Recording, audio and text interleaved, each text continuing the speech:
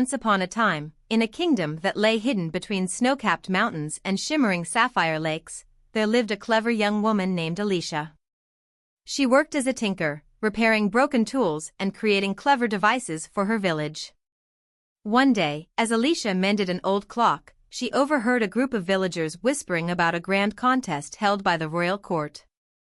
The prince, known for his love of riddles and challenges, had decreed that anyone who could solve 3 impossible puzzles would win not only half the kingdom but also a single wish, granted by the kingdom's ancient wishing well. Elysia's curiosity was piqued. Though many warned her that the puzzles were unsolvable, designed to keep dreamers at bay, she decided to try her luck. Upon arriving, Elysia joined a line of hopeful challengers.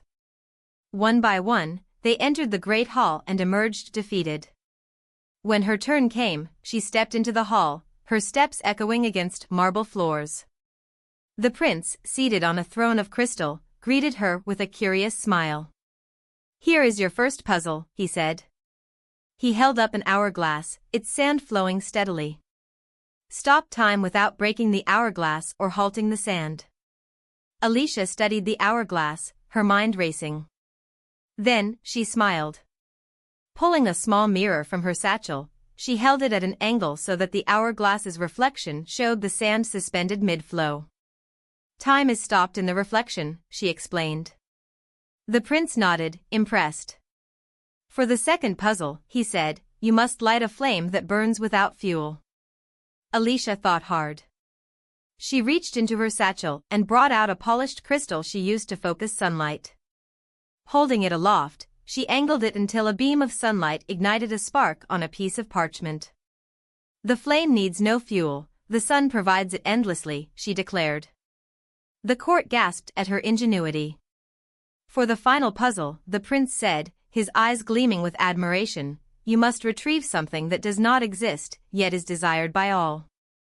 This riddle seemed impossible, but Elysia was not easily discouraged. She closed her eyes, thinking deeply. Then, she reached into her satchel once more, pulling out a blank sheet of paper. She folded it into a delicate flower. "Hope," she said, presenting it to the prince. "It does not exist in a tangible form, but everyone wishes for it." The court erupted in applause, and the prince rose from his throne. "You have solved the impossible," he said. "What is your wish?" Elysia thought of her village, where many toiled endlessly without the means to dream. "I wish for a library filled with books and tools, open to everyone, so knowledge and creativity can flourish."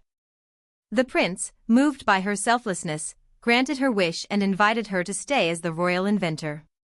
Elysia accepted, dividing her time between the palace and her village, where she inspired generations with her wit and wisdom.